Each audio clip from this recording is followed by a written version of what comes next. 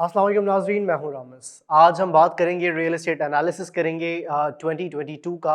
आपको याद है कि मैंने 2021 के आखिर में इख्तिताम में दिसंबर में एक ओवरव्यू दिया था कि मार्केट ने किस तरीके से परफॉर्म किया और फॉर फ्यूचर पर्पस आप मार्केट ने क्या मार्केट का रुझान हो सकता है, मार्केट क्या कह सकती है।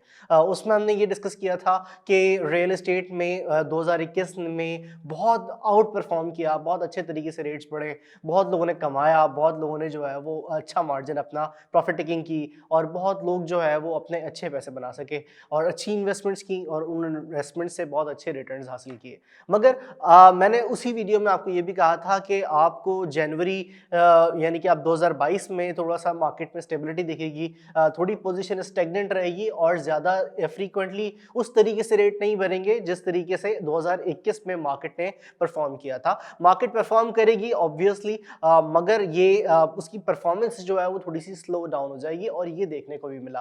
दिसंबर का महीना तो ओवरऑल ही हर मार्केट के ऊपर थोड़ा स्लो गुजरता है, चाहे वो स्टॉक मार्केट हो, चाहे वो रियल एस्टेट मार्केट हो, चाहे वो कोई दूसरी तीसरी मार्केट हो, उसके ऊपर थोड़ा सा उसका रिस्पॉन्स स्लो ही होता है। मगर रियल एस्टेट मार्केट का परफॉर्मेंस जो दिसंबर में रही वो काफ़ी स्लो रही। उसके बाद यानी कि स्लो का मकसद ये नहीं है कि मार्केट डाउन हो गई, मार्केट स्टेबल रही, स्टेगनेंट रही और मार्केट में बाइंग और सेलिंग कम हुई। इसी तरीके से जनवरी में देखा जाए तो जनवरी में दिसंबर के मुकाबले में बहुत बेहतर हालात थे, मगर उस तरीके से मार्केट ने परफॉर्म नहीं किया जो कि एक्सपेक्ट किया जा रहा था कि बहुत सारे लोग जो है वो ये यूट्यूब पे वीडियोस कर रहे थे कि मार्केट क्रैश हो जाएगी। दिसंबर 2022 आ गया, लोगों को एक इवेंट मिल गया था कि अब इस दिसंबर 2022 में तो मार्केट को क्रैश हो जाना है और ये तमाम हालात जो है वो ख़राब हो जाने। ऐसा कुछ भी नहीं था और ऐसा कुछ भी नहीं होना था, जब भी कुछ भी नहीं हुआ। असल में एफबीआर ने टैक्स रिवैल्यू करना था, उसने दिसंबर में जो है वो टैक्स रिवैल्यूएशन की तकरीबन 700-200% जो है वो टैक्स रिवैल्यू कर दिया गया, जिसके ऊपर बहुत ज़्यादा बातें हुई। इस रियल एस्टेट मार्केट के जितने भी स्टेक होल्डर्स थे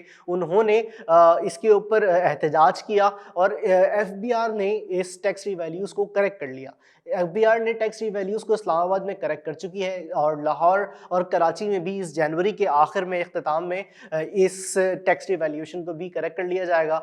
जहाँ पर 700% तक कीमतों में इजाफा हो गया था, टैक्स रिवैल्यूएशन हो गई थी, वहाँ पे करेक्शन की गई और तकरीबन 100% ख़त्म कर दिया गया कुछ जगहों पर 25 से 50% तक जो है वो उन कीमतों में कमी लाई गई। इस तरीके से वाज़ेह चेंजेस ये मुतवक्को हैं स्टेक होल्डर्स को कि अब वो कराची और लाहौर की मार्केट में भी देखेंगे।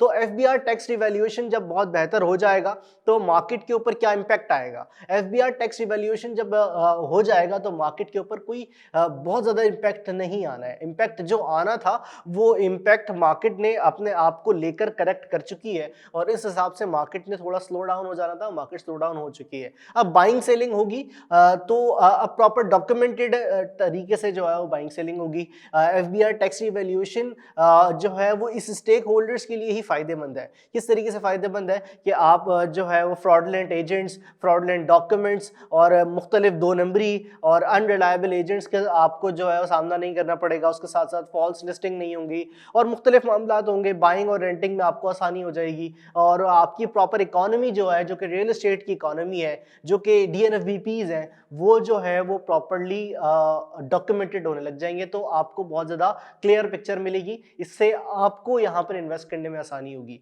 और यही आसानी की वजह से हम देखते हैं कि ये आसानी मुश्किलात पैदा नहीं कर पाएगी। ये आसानी जो है वो इन्वेस्टर्स के लिए भी और यहाँ पे ब्रोकर हज़रात जितने भी काम कर रहे हैं उनके लिए भी फ़ायदेमंद होगी, क्योंकि वो प्रॉपरली डॉक्यूमेंटेड तरीके से अब काम कर रहे होंगे। तो ये एक बहुत खुशहाल चीज़ है। बहरिया की मार्केट की जहाँ तक बात है, बहरिया की मार्केट ने 2021 में बहुत आउट परफॉर्म किया, मगर अब सिचुएशन क्या है? एफबीआर की टैक्स रिवैल्यूएशन के बाद मिनी बजट के उस हादसे के बाद कि मिनी बजट आ जाएगा और बड़ी बातें हुई कि इसके ऊपर बहुत इम्पैक्ट आएगा, मगर कोई ख़ास इम्पैक्ट नहीं आना है प्रॉपर्टी के ऊपर। बिकॉज़ मिनी बजट में जितनी भी आपकी बायलॉज में चीज़ें आ रही थी वो आपकी नॉर्मल लग्जरी गुड्स के ऊपर थी और वो आपके जीएसटी के ऊपर थी। 17% जीएसटी इम्प्लाई कर दिया गया मुख्तलिफ चीज़ों के ऊपर। इससे ये है कि कुछ हद तक लोगों की परचेजिंग पावर जो है वो कॉम्प्रोमाइज़ होगी, मगर रियल एस्टेट मार्केट के इन्वेस्टर्स को जो है उससे बहुत ज़्यादा, अगर वो समझ रहे होंगे कि उनको वो बहुत ज़्यादा मौका मिल गया है कि कोई कीमतें कम हो जाएंगी और ख़रीद लेंगे, ऐसा कुछ भी नहीं होगा। मार्केट ने थोड़ा सा स्टेबिलिटी के तरीके से, थोड़ी सी स्लो स्टेगनेंट तरीके से वो परफॉर्म करती रहेगी, बढ़ती बढ़ती रहेगी और उसकी बढ़ने की ऑब्वियस रीजंस होंगी। उसके बढ़ने के ऑब्वियस रीजंस, मार्केट में ओवरली डिमांड होगी, उसके बढ़ने के ऑब्वियस रीजंस में सेलर्स की कुछ चीज़ें होंगी। बायर्स मार्केट है तो फिर आपको जो है वो कोई डेस्परेट सेलर्स मिलेंगे, उसमें हो सकता है बहरिया की तरह कोई मेंटेनेंस चार्जेस का कोई बम आ जाए कि जिसकी वजह से कोई डेस्परेट सेलर जो है वो अपनी प्रॉपर्टीज़ को सेल कर रहे हो। क्योंकि मार्केट को लेकर, इन्वेस्टमेंट्स को लेकर बहुत सारे लोगों के अपने अपने नज़रियात होते हैं। अपने अपने नज़रिया के थ्रू लोगों ने इन्वेस्टमेंट्स कर रखी होती हैं। अब अगर उनको वो नज़रिए के मुताबिक अपनी इन्वेस्टमेंट से रिटर्न नहीं मिल रहा होता तो वो मार्केट से निकल जाते हैं, वो किसी और जगह पे इन्वेस्ट करते हैं। तो हमारा भी कहना यही होता है, मेरा ज़ाती लोगों को ये मशवरा होता है कि आप पहले अपना नज़रिया क्लियर करें। इन्वेस्टमेंट को लेकर आप खुद क्या चाहते हैं ये आपको पता होना चाहिए। आप किसी की सुनी सुनाई बातों पर अमल ना करें कि भाईजान इस जगह पे लगा लो पैसे और इतना परसेंट रिटर्न मिल जाएगा, तुम्हें इतने महीने में निकल जाना।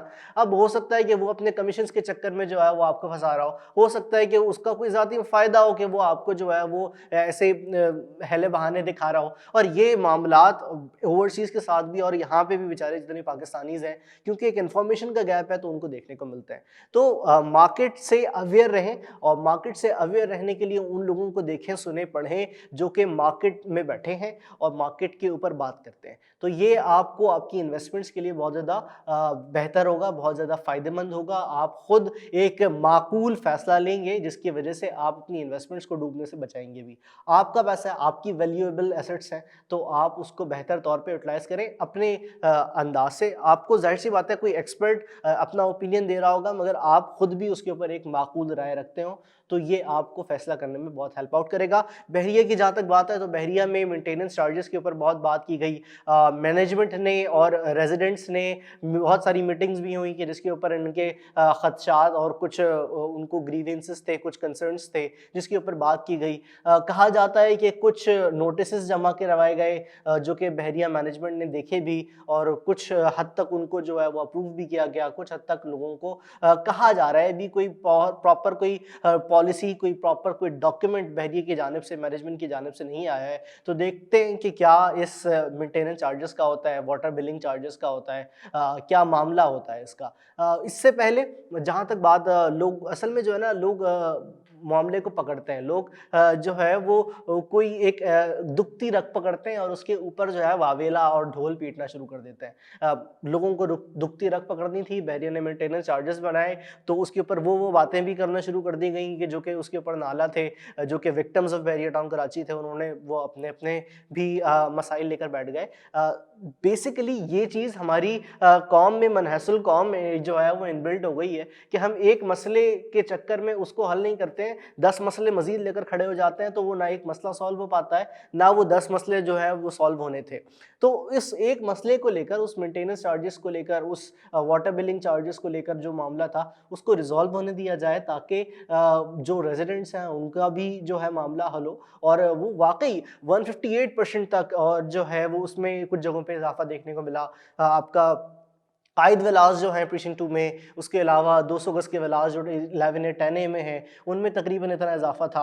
और उसके अलावा भी मुख्तलिफ जितने भी जहाँ पे रिहाइश हो गई है प्रीसिंक्ट 19 के अपार्टमेंट्स हों, स्पोर्ट्स सिटी हो, पैराडाइज हो, यहाँ पर वाज़े तकरीबन 150% तक मेंटेनेंस चार्जेस में इजाफा हुआ। उसके बाद यूटिलिटी पोजेसन चार्जेस लोगों ने अलग जमा कराए हुए थे। तो लोगों को यही कंसर्न्स थे कि भाई हमने तो इतने ज़्यादा पैसे आपको ऑलरेडी यूटिलिटीज़ की मद में दिए हुए हैं, हमने इतने ज़्यादा पैसे आपको ऑलरेडी डेवलपमेंट्स की मद में दिए हुए हैं, तो अब हमसे आप कोई एक्स्ट्रा अमाउंट क्यों एक्सपेक्ट कर रहे हैं। तो इसको लेकर कुछ जो है वो लोगों को कंसर्न्स थे और कुछ बातें ऐसी भी थी कि जिसकी वजह से लोग बड़े परेशान भी थे। तो इस मामले को भी हल किया जा रहा है। इस मामले को भी अथॉरिटीज़ होती है ना, बेसिकली देखें बहरिया एक अथॉरिटी है, इसके अलावा DHA एक अथॉरिटी है। इस तरीके से अथॉरिटी वाले प्रोजेक्ट्स जो होता है ना, वो जहाँ पे कोई सुनवाई करने वाला होता है तो वहाँ पर यह है कि मामलात सुने जाते हैं, उनको हल किया जाता है, उनके ऊपर बात की जाती है और अगर बात नहीं हो रही होती है लोग एहतजाज करते हैं, अपना एहतजाज रिकॉर्ड करवाते हैं और इस तरीके से मामले को जो है वो केस को लेकर चला जाता है, जो कि एक बहुत बेहतर चीज़ है। आप कराची के हालात देख लें, नासला टावर जो है वो आपके सामने मुनहदम हो गया। इसके अलावा मलीर में जितने सारे प्रोजेक्ट्स चल रहे थे उनके ऊपर कोर्ट ने स्टे दे दिया है कि अब वहाँ पे काम नहीं होगा। इस तरीके से मुख्तलिफ जगहों पर कराची में जहाँ पर अथॉरिटीज़ को जो किरदार अदा करना चाहिए था वो नहीं कर रही थी, तो मार्केट ने क्या किया, वहाँ के जो इफेक्टिव्स थे उनका क्या हुआ, कुछ भी नहीं हुआ। उनका कोई भी उनका सवाबदीद को देखने वाला नहीं है, उनके लिए कोई आवाज़ उठाने वाला नहीं है। आवाज़ उठाने वाले लोग हैं मगर मामले को हल करने वाला कौन है? वो किसके दर पे जाकर जो है वो अपने केस को रखेंगे? जिनको करोड़ों का नुकसान हुआ है, जिनको लाखों का नुकसान हुआ है, उनको तो नुकसान हो गया। अब उनके लिए क्या पॉलिसीज़ आ रही हैं, सुप्रीम कोर्ट उनके लिए क्या जो है वो चीज़ें लेकर आ रहा है, इसके ऊपर कौन बात करेगा? इसके ऊपर कोई बात नहीं करने को तैयार। ये वजह है कि अथॉरिटीज़ जब नहीं होती, जब कोई अम्ब्रेला अम्ब्रेला नहीं होता, तो लोगों को नुकसान होता है। तो इससे आप फ़ायदा उठा सकते हैं कि आप किसी ऐसी जगह पे जाएँ जहाँ पे कोई अथॉरिटी हो, जहाँ पे कोई सुनने वाला हो, जहाँ पे कोई बात करने वाला हो, जहाँ पे लोग मौजूद हों, ताकि उस केस को रिज़ॉल्व किया जाए इंसानों में रहते हुए। अब अगर मैं ये मेरी आज की video basically overall real estate के ऊपर थी। अभी एफबीआर टैक्स रिवैल्यूएशन आ जाएगी, 31 जनवरी तक सुनने में आ रहा है और हो सकता है इससे थोड़ा-सा 1 आध हफ्ता लेट हो जाए, मगर होमवर्क वो लोग कर रहे हैं उसके ऊपर। जैसे ही वो आ जाती है तो आपकी टैक्स रिवैल्यूएशन हो जाएगा। अच्छा, लोग बहुत सारे जो हैं वो उस प्रॉपर्टी टैक्स वैल्यू को लेकर उनको पता है कि भाई टैक्स लगना है, टैक्स लगना है। उनको ये नहीं पता ये कौन सा टैक्स है, ये आपको टैक्स देना कब होगा, जब ये टैक्स लग जाएगा तो। क्या आप घर में रहते हुए आपको ये टैक्स देना पड़ जाएगा? ऐसा बिल्कुल भी नहीं होगा। ये वो एडवांस टैक्स है या कैपिटल गेन टैक्स है, ये किस चीज़ का है? लोगों को इस बारे में इल्म नहीं है। तो लोगों को चाहिए कि इस बारे में स्टडी करें ताकि फिर बात करें। लोग अपना ओपिनियन पहले दे देते हैं बनिस्बत बात करने से। तो इससे क्या होता है, एक फोमो क्रिएट हो जाता है, इससे एक डर क्रिएट हो जाता है और मार्केट में बिला वजह की अफवाह क्रिएट हो जाती है। मार्केट ओवरली परफॉर्म कर देती है, ओवरली जो है वो परफॉर्म नहीं कर पाती है। तो नुकसान किसका होता है? आपका और हमारा होता है और किसी का नुकसान नहीं होगा। तो हम जो है बात को हवा बनाने के बजाय बात को समझने की कोशिश करेंगे तो हम जो है वो बहुत बेहतर तरीके से मार्केट में काम कर सकेंगे। मुझे उम्मीद है ये तमाम चीज़ें तो आपको बहुत बेहतर तौर पे गाइड की सूरत में मिली होंगी। इसके अलावा अगर मैं बहरिया टाउन की बात करूँ तो बहरिया टाउन की मार्केट ने स्टेबिलिटी की जो वादा किया हुआ था उससे निकलती हुई लग रही है, बिकॉज़ वहाँ पे डेवलपमेंट्स हैं, वहाँ पे वर्किंग हो रही है, वहाँ पे काम हो रहा है। बहरिया खामोशी से काम कर रहा है फेज़ 2 एक्सटेंशन के ऊपर भी। कभी भी वो जो है वो ये कोई डील दे देगा, कभी भी वो अनाउंस कर देगा, तो सारा जो है मजमा इकट्ठा हो जाएगा बहरिया के वो फॉर्म्स जमा करने के लिए, तो एक मार्केट में दोबारा हलचल आ जानी है।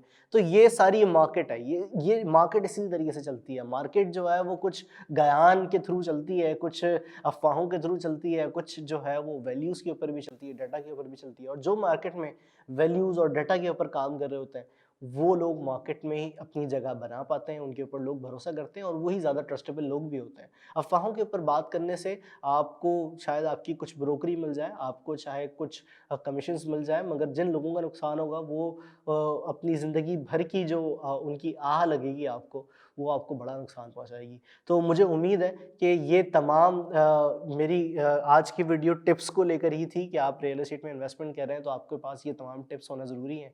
इन तमाम मालूमात को लेकर ही इन्वेस्ट करना आपके लिए ज़्यादा बेहतर है। बहुत सारे लोग मुझे मैसेज करके पूछते हैं कि रामेश भाई यहाँ पे इन्वेस्ट करना कैसा है? यहाँ पे इन्वेस्ट कर लिया जाना चाहिए कि नहीं चाहिए? यहाँ पे बहुत ज़्यादा अच्छी मार्केटिंग हो रही है तो यहाँ पे करना चाहिए। देखिए, हमेशा उस जगह पे इन्वेस्ट करें जहाँ पे एक तो ज़ाती तौर पे आप खुद मुतमईन हो, दूसरी बात वहाँ पे एनओसीज़, डेवलपमेंट अथॉरिटीज़, गवर्नमेंट रेगुलेटरीज़ आपको जो है वो कोई एनओसीज़ फराहम कर रही हो, वहाँ पे इन्वेस्ट करें।